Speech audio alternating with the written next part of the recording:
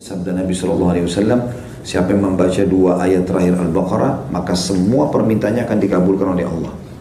Bismillahirrahmanirrahim. Zikir pada saat mau tidur. Di sini penulis mengatakan menyatukan dua telapak tangan seperti ketika berdoa, lalu meniup keduanya sambil membaca pada keduanya surah Al-Ikhlas. Sudah kita tahu tentunya Bismillahirrahmanirrahim. Di sini di buku kita ditulis Qul huwallahu ahad, Allahus samad, lam yalid wa lam yulad wa lam yakul lahu kufuwan ahad. Katakanlah dialah Allah yang Maha Esa. Allah adalah Tuhan yang bergantung kepadanya segala sesuatu. Dia tidak beranak dan tidak pula diperanakkan, dan tidak ada seorang pun yang setara dengannya. Begitu juga dengan Al-Falaq. Bismillahirrahmanirrahim. Qul a'udzu birabbil falaq. Katakan aku berlindung kepada Tuhan yang menguasai waktu subuh. Min syarri ma khalaq, dari semua kejahatan makhluknya. Wa min syarri ghasiqin idza waqab, dan dari kejahatan malam apabila telah gelap gulita, karena umumnya malam orang berbuat maksiat. Nah, kita berlindung kepada Allah. Wa min syarri naffatsati fil 'uqad, dan kejahatan wanita-wanita tukang sihir yang menghembus pada buhul-buhul. Wa min syarri hasidin idza hasad, dan dari kejahatan orang yang dengki apabila ia dengki. Begitu juga dengan An-Nas. Bismillahirrahmanirrahim. Qul a'udzu birabbin nas. Katakan aku berlindung kepada Tuhan yang memelihara dan menguasai manusia. Malikin nas, rajanya manusia.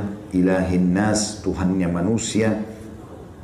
Min syarril waswasil khannas, dari bisikan syaitan yang biasa bersembunyi. Alladhi yuwaswisu fi sudurin nas, yang selalu membisikkan kejahatan ke dalam dada manusia. Minal jinnati wan nas, dari jin dan manusia. Dibaca lalu ditiup ke telapak tangannya. Kemudian dengan kedua telapak tangan itu dia mengusap tubuh yang dapat dijangkau dengannya. Dimulai dari kepala, wajah, dan tubuh bagian depan sebanyak 3 kali. Hadis ini riwayat Bukhari, jilid 9 halaman 62, dan Imam Muslim jilid 4 halaman 1723. Jadi bisa teman-teman lakukan dengan 2 cara. Baca Al-Ikhlas, Al-Falaq, An-Nas sekali-sekali, tiup ke telapak tangan, lalu usap dari kepala sampai kaki. Diulangi sampai 3 kali.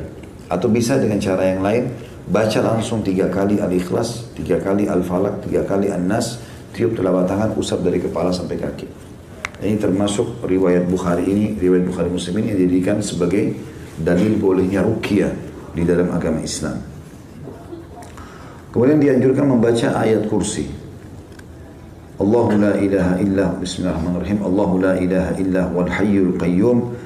Allah yang tidak ada Tuhan yang berhak disembah kecuali Dia. Dia Maha hidup dan terus-menerus mengurus makhluknya. La ta'khudhuhu sinatun wa la naum. Dia tidak pernah mengantuk apalagi tidur. Lahu ma fis samawati wa ma fil ard. Miliknya lah semua yang di langit dan di bumi. Man dzalladzi yashfa'u indahu illa bi'idni. Tidak akan pernah ada yang bisa memberikan pertolongan di sisinya kecuali dengan izinnya. Ya'lamu ma baina aydihim wa ma khalfahum.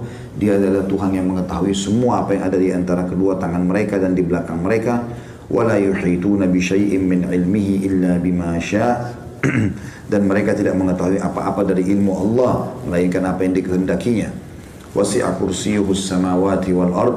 Sungguh maha luas telah pijakan kaki Allah atau kursinya Allah. Ya, seluruh langit dan bumi ditutupi atau meliputi seluruh langit dan bumi. Kursi Allah meliputi langit dan bumi. Wala ya'udu hibduhuma wa huwal 'aliyyul 'azim. Dan tidak ada yang merasa berat dan Allah tidak merasa berat memelihara keduanya, dan Dia Maha tinggi lagi Maha besar. Al-Baqarah 255.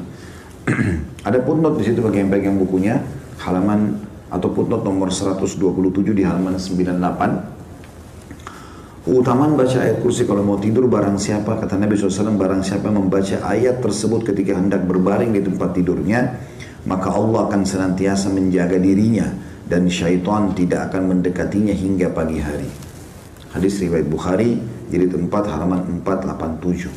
Nah, karena syaitan biasanya datang dalam mimpi, nakut-nakuti, ketindihan, ya, dan segala macam hal. Termasuk dianjurkan adalah membaca beberapa ayat terakhir dari surah Al-Baqarah. Tepatnya 2 ayat terakhir, ya. Ayat 285 sama 286. A'udzu billahi minasyaitonir rajim. Amanar rasulu bima unzila ilaihi min rabbih wal mu'minun. Sesungguhnya Rasul Muhammad SAW telah beriman terhadap apa yang diturunkan kepadanya. Begitu juga orang-orang beriman telah beriman terhadap apa yang diturunkan kepadanya. Kullun amana billah. Semuanya mengimani tentang keberadaan Allah.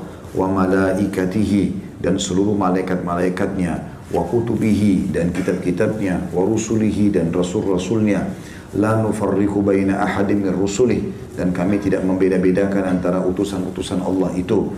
Wa qalu sami'na wa ata'na, dan mereka berkata kami dengar dan kami patuh. Ghufranaka rabbana wa ilaikal masir. Pengampunanmu yang kami harapkan wahai Tuhan kami, dan kepadamu lah kami akan dikembalikan. Itu ayat 25-nya. Ayat 26-nya, dua ayat terakhir Al-Baqarah.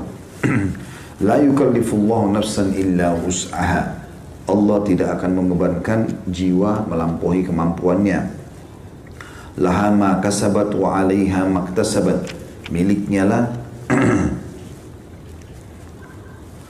Sesungguhnya ia mendapatkan pahala dari kebaikan yang diusahakannya dan mendapat siksa dari kejahatan yang dikerjakannya. Rabbana Rabbana la tu'akhidna. Ya. Laha ma kasabat wa 'alaiha maktasabat. Rabbana la tu'akhidna in nasina aw akhtana. Wahai Tuhan kami, janganlah kau menghukumi kami karena kami lupa atau kami salah. Rabbana wa la tahmil 'alaina isran kama hamaltahu 'alal ladina min qablina. Wahai Tuhan kami, janganlah Engkau bebankan kepada kami beban yang berat sebagaimana Engkau bebankan kepada orang-orang sebelum kami. Rabbana wa la tuhammilna ma la taqata lana bih. Ya Tuhan kami, janganlah Engkau bebankan kami di atas kemampuan kami. Wa'fu anna, maafkanlah kami. Waghfir lana, dan juga ampunilah kami. Warhamna, kasihanilah kami. Anta maulana, Engkau lah ya, Tuhan kami. Fansurna 'alal qaumil kafirin, tolonglah kami dari orang-orang yang kafir. Al-Baqarah 285-286. Di situ ada footnote nomor 128 di halaman 101. Hadisnya adalah hadis riwayat Bukhari di jilid 9 halaman 94 dan Muslim jilid 1 halaman 554. Kata Nabi SAW, barang siapa yang membaca dua ayat tersebut di malam hari, dua ayat akhir Al-Baqarah, maka dua ayat tersebut telah mencukupinya.